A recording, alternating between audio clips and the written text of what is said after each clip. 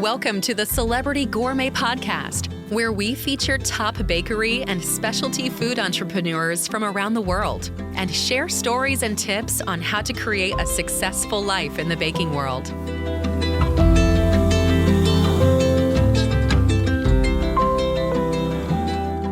Hi, I'm Odette D'Aniello, the host of Celebrity Gourmet Podcast, where I interview bakery owners, especially women, to hear how they live fun lives with financial freedom while running their businesses. I want to encourage you to go back and check out our past episodes. I interviewed Natalie Blyfus, founder and CEO of Pie Bar, and we discussed her amazing ingenuity in construction to build a pie empire. I also interviewed Katie Pope, founder and CEO of Blue Star Donuts, who uses her neuropsychology background to create a remarkable donut experience for her customers. And Olga Sagan from Seattle's most favorite Piroshki, where she discussed her brilliant pandemic pivot. I have my dear friend Marlene Goetzeler, owner of Freeport Bakery here. She owns the bakery, the best bakery in Sacramento, California, with her husband, Walter. But before that, I'd like to say that today's episode is brought to you by Celebrity Gourmet Ventures. That's my company, Celebrity Cake Studio and Dragonfly Cakes. We're a family-owned and operated specialty bakery in Tacoma, Washington. We've been baking joy into events for 25 years. We are proud to work with a vibrant team of cake designers and bakers to help you celebrate the sweet moments in your lives. To contact us, please visit our website, celebritycakestudio.com and dragonflycakes.com, or you can email me at odette@celebritygourmet.com. Before I introduce today's guest, I wanted to give a big thank you to the Retail Bakers of America, because that is how I met Marlene. And Marlene and I were part of RBA for many years, and we used to be on the board, actually. So if you are interested in getting to know other bakers, Retail Bakers of America might be an option for you, or you can stay tuned because we might create our own posse of women-owned bakery owners. Right, Marlene? Sounds great. Okay, so Marlene, I wanted to just have you introduce yourself and maybe tell us about Freeport Bakery and how you started and your story. Oh, thanks so much for inviting me. I really appreciate it, Odette. I met Walter in San Diego. I was looking for a German tutor at the time because there was a scholarship I was trying to get in Germany, but I needed to speak German, which I didn't. And he came in to the bookstore I was running, and we met. He started cooking for me. We became really good friends. Walter was a baker who was raised in his parents' bakery in Germany, and he was riding his motorcycle around America just to kind of see what it was like here. He had plans to go back, become a baker in another bakery. So this relationship kind of, we hung out together. We became friends. We became very close friends. And I was visiting a friend in Sacramento, and I heard about Freeport Bakery that was for sale. So we decided to come up together and take a look at it. And it was a very small bakery. It had about 7 employees. And we just decided to make an offer. We didn't have very much money. We were driving a VW van that was duct taped together, believe it or not. And we made a crazy offer, and they actually accepted it. That was in 1987.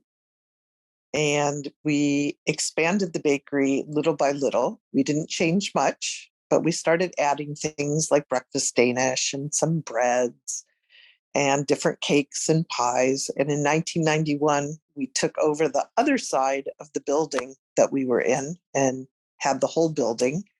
to ourselves, which we eventually bought. And before the pandemic, we were close to 80 employees. Wow. And it's all retail, right? You don't do any wholesale. We do some wholesale. We had some big accounts as we were growing. Unfortunately, those businesses are no longer there. Those people have retired. And so now we do some cafes. We do the stadium where the Kings play. So when they were in the playoffs, it was really fun for us because we were able to sell lots of pretzels that we make, German pretzels. So we were sad for two reasons when the Kings didn't make it. We were kind of disappointed for the Kings, and we were kind of disappointed for us. We sell to some restaurants, a lot of breweries for our pretzels, and mostly, though, it's retail. Birthday So cake. delicious, though. My gosh. I mean, I visited, and it's so good. Everything's Thank you. just like it's so delicious. And I wanted to I just had a thought. Like I remember the creativity. I know you pivoted a bit from custom cakes, but can you tell our listeners a little bit about what happened with that Ken doll? Oh, the Ken doll. So this was a really fun thing that happened, and it just blew up. The traditional Barbie doll cakes where you stick the Barbie doll in the middle of the cake and then her dress is cake and you make Yes, beautiful yes. designs. Yep. Well, someone came in and asked us if we would make a Ken cake the same way for her brother for his birthday. So we said yes, didn't think much about it. And we put Ken into the cake, made a beautiful dress, and I posted it on Facebook, not even thinking. All I did was post it because we post tons of cakes that we've done. And it kind of went viral. We had a lot of people very angry at us for what we did. And a lot of people were really cheering us on. I heard from people in business that said, my son is gay, and I really appreciate what you're doing and standing up for. Just people I bank with, people at my doctor's office. I started hearing from everyone kind of silently saying, thank you for doing this for us. I honestly didn't think we did anything. This was not a political it was nothing. It was just a really pretty cake. I And know. what were you going to say? What year was it? Because this was like years and years ago. It Like was 2016. 2015. 2016. Oh my God, you see, I remember it was 2016 because I remember Marlene and I are Facebook friends, and I remember you posting the comments. I thought it was hilarious. And then go ahead and tell our listeners what you did afterward. So we just decided that we were going to embrace it, and just if people didn't like us for it, that was fine. There were enough people that did. And I decided to make a t-shirt, and the t-shirt said, home of the Kendall cake, more cake, less hate. And Oh, we made the t-shirts and we sold them, and used all of the money to donate it to an organization that helps LGBT kids who were kind of kicked out of their house. They work with kids, they work with gay adults who wanted to adopt, and it just seemed like the perfect place. Ever since then, what we did for every month is we made a Ken doll cake in a different outfit. So if it was Christmas, there was a Christmas tree cake. And if it was Thanksgiving, it was a harvest Ken cake. And we did it. St. Patrick's one, wasn't there? Oh yeah, there was St. Patrick's. There was Oktoberfest. She was the Ken cake was really cute. We made little pretzels. We went wild with our imagination, and we let our decorators just kind of go for it. And it was really fun. We've since stopped, and we've moved on to other things, but it was just a really fun time at the bakery. You also got a lot of press from it, didn't you? We did. A lot We of we were actually, my brother-in-law in Germany was at a pub and he saw us on the news, and we had people, Australia was calling, um, obviously like New York, Washington. We were in a lot of papers. It really did go viral. And and this is before virality was not even a word. Like exactly. I remember it was like, what the heck is going on? Well, somebody wrote on our Facebook page like brilliant marketing, and I wrote back and said, "Are you kidding me? If I was this smart, I would be on Madison Avenue." Like, this was so not a plan. It just happened. It was hilarious because you were just like, what's going on? It was really funny. I thought it was really funny. I think that's, these kinds of things that we as business owners, like, it's stressful, but then you find humor out of it, and then it becomes fun. It really did become fun, and it was fun to see our neighbors support us. And yeah, it didn't hurt our business. I mean, the people who didn't agree with what we were doing, which was just making a cake for somebody, um, they didn't come back, and that was okay. That was okay. I Yeah. Awesome. So that's 1987. You've been around since for what? I think we hit our 36th anniversary. In August, it'll be 37 years. My gosh. So you have done like from you generation. What is that like? I mean, I think that's what it is about the bakery business, right? We're like the center of memories for families. Absolutely. 100%. The best part is seeing my old employees come in with their kids, and their kids enjoying like cupcakes and biscotti and pretzels. It's just so much fun, or birthday cakes for their kids.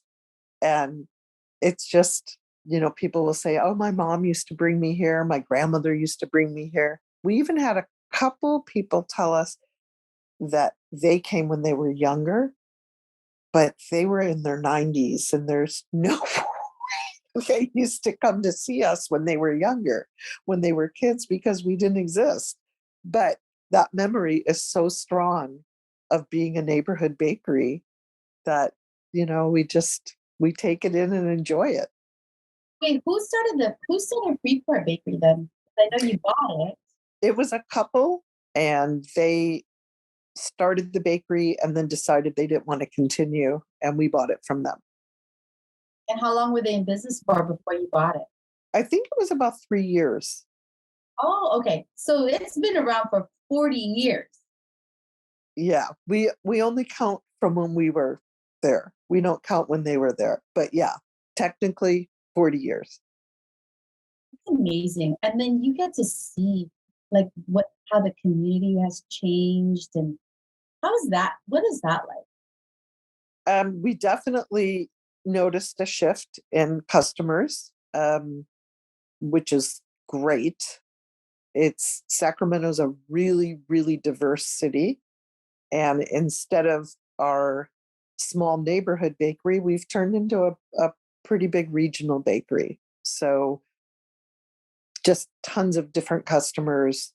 I count on our square how many new customers we have in and how many regulars. And I would say there's probably like 30 new customers a day that show up.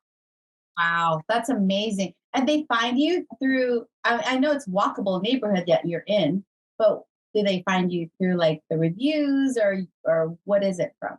I think it's word of mouth by now, possibly reviews, but I think we're just really well known, as a quote neighborhood bakery.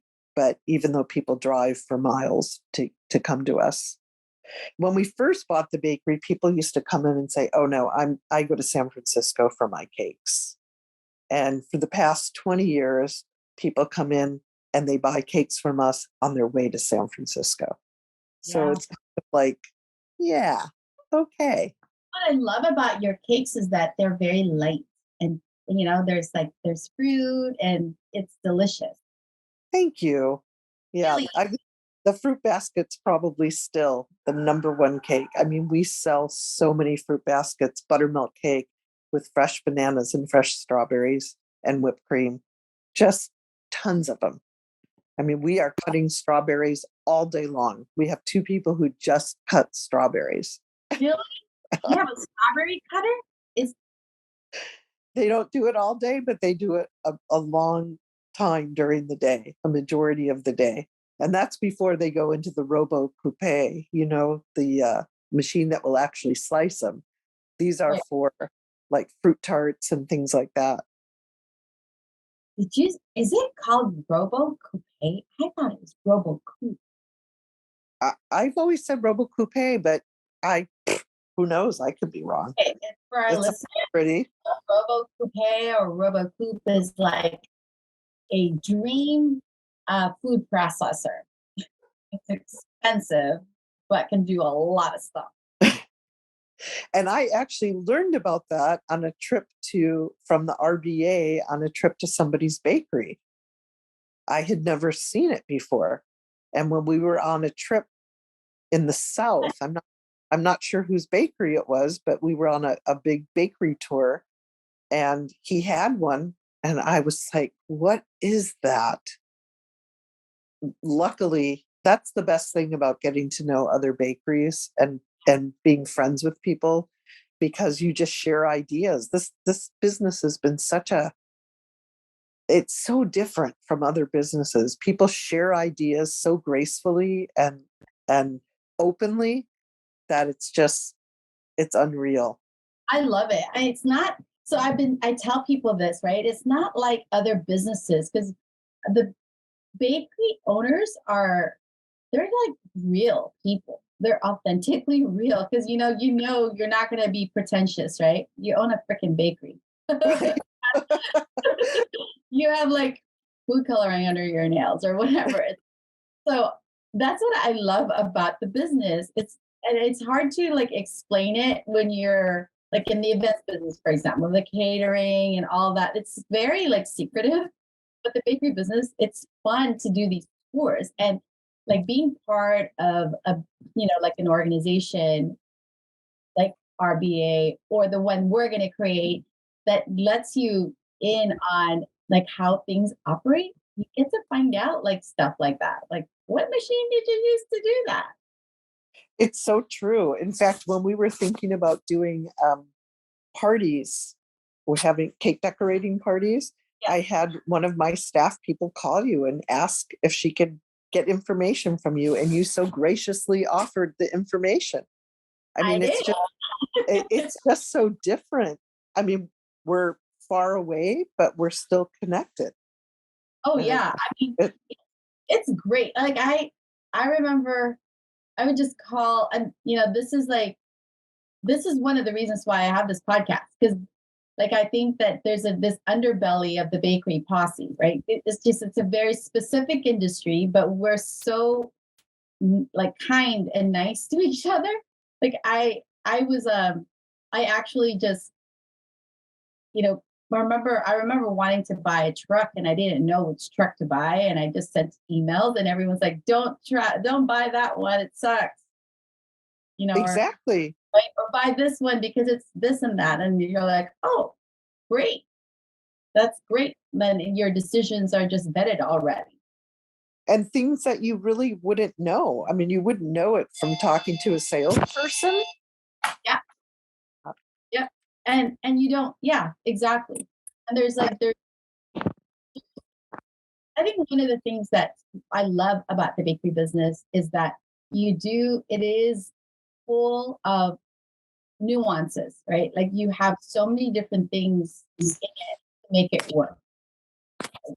It's like you have creativity, you have to be like kind of be an artist, you need to be like a jack of all trades, you need to, and you just meet all kinds of people who are good at one thing or maybe all, and they help you. Well, it's funny. We have there's a couple who own a bakery and some restaurants and cafes, the Pushkin Bakery Yeah. series. And we're such good friends with them. I mean, could we be competition? I suppose they're a gluten-free bakery. So we don't do that much flourless, but they're on our next to every phone is their phone number. Every phone at our bakery has a list of other bakeries we can send people to. So if we can't do something or we're booked, we are more than happy to recommend. And, they started this bakery business they have, and they didn't really know anybody in the business. And it's just so nice to be able to talk about, where do you get that? And how do you do that without it being this competitive, creepy kind of thing? It's so nice. And it's the same with Edare's Bakery and Kieran's Bakery. We're all in business. We're all trying to do the best we can. But if somebody has a problem, we're right there. Do you need something broke? What can I do to help you? Right. In fact, right now, Walter is the Real Pie Company, because they have this great machine for doing pie shells. Right. We're doing these graham cracker pie shells that work so much better with her machine. And she said, just bring your stuff over and do them here. I mean, what businesses do things like that? I know. I don't know. It's really, really cool. Like, and to do this podcast, what's amazing is like, I didn't, I was just had this idea and I just texted people. I'm like, do you want to be on the podcast? They're like, sure, that sounds like fun. I'm like, great. I'm just learning. I'm like, okay. Just like, it's so cool. When you texted it was like, oh, it's Odette. Of course I'll do it. Whatever you need. I know. I love That's it. just a wonderful thing. I know. I love that. I mean, too, I think one of the things too is that we just, I don't know. I just know. I just love you. And I am so happy that we're still connected after all these years. It's been so long. We've known each other for a long time. We So, have. right? So, but one of the things I wanted to ask you, and I think has been brought up by other people on this podcast too, is that what happened during the pandemic with you, with Freeport? It was hard. I mean, Freeport Bakery supplied the city, the state, and the county employees with retirement cakes, birthday cakes, baby shower cakes, congratulations cakes, retirement. I don't know if I already said that, but I mean, we were doing a lot of cakes. And when the city and county and state buildings, people started working from home, I mean, they still haven't come back. We lost all of that business, all of it. And, it was hard. We went from close to 80 employees down to about 25.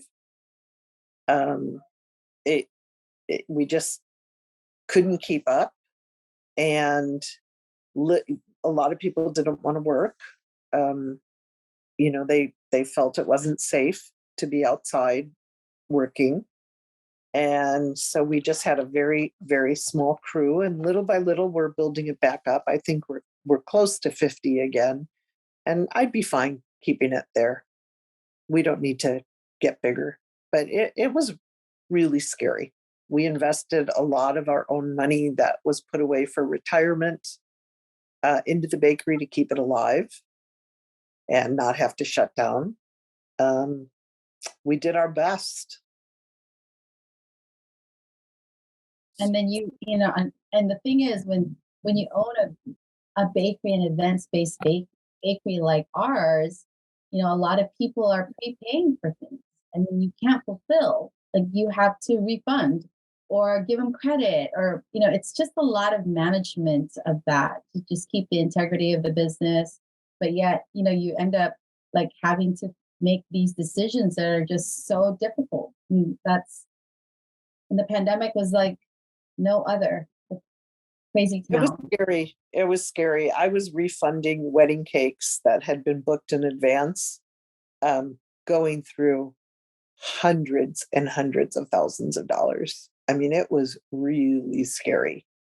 And big events, parties, um, I couldn't say to people, no, there's no refunds. Of course, I had to refund them. It was a national crisis. So we would refund, and we just put a lot of our own money in to keep us going. And so little by little, it's coming back. I'm feeling really positive about the bakery. We've got an incredible staff. During COVID, we didn't have the best staff. Um, it it just a lot of it just was different. It was really different. And now we're back to the old Freeport Bakery and the connectedness, and it's good. It's good. Oh, I hear you, Marlene. It's so interesting that the stories have been, it's like going through war and coming out of it, and you're just like a little bit PTSD, but yeah, optimistic. Exactly. I'm kind of afraid to be too optimistic, right? It's like I'm a really positive person and I'm going to keep going. But sometimes it's kind of scary. I know during the big part of it, I would say to Walter, and I would just say, like, I don't know how much longer I can keep this positive. This is really scary stuff. Yeah. But, we did it. If one of us was kind of down, the other one would kind of say, we could do this. We built this place. I do want to tell you one story, though, I think you'll enjoy, of when we first bought the bakery. We only, this woman who owned the bakery only did cakes at the time.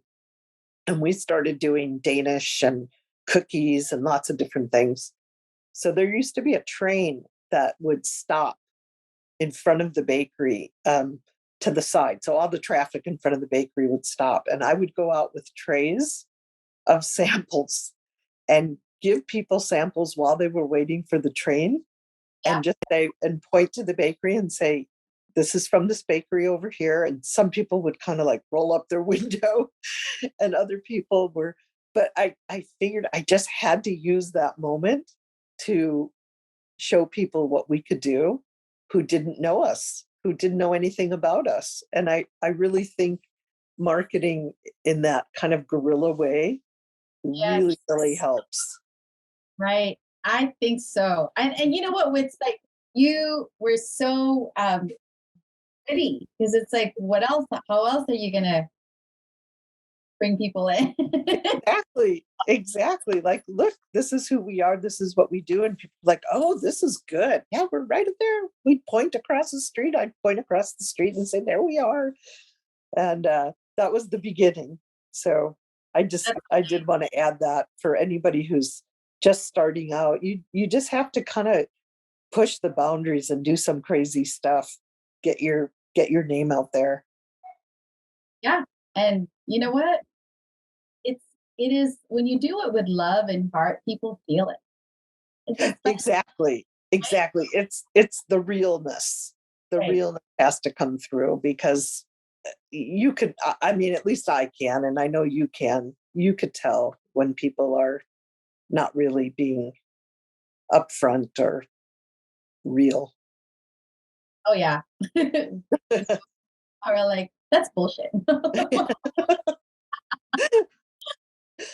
Yeah. So So, I have one last question. We're uh-huh. going to ask everyone to point to your website, which is freeportbakery.com. And that last question is, if you had the opportunity to say something to your younger self, what would it be? Um, oh, what a great question. My younger self, to trust that things always work out, to not doubt myself so much, and to just know to keep on moving, to have those goals and just keep pushing for them, because they really do work. I remember writing out, probably the first year we were in business, goals. I wanted to own the building by this date. I wanted to have this many employees. I just made this list, and little by little I just ticked it off.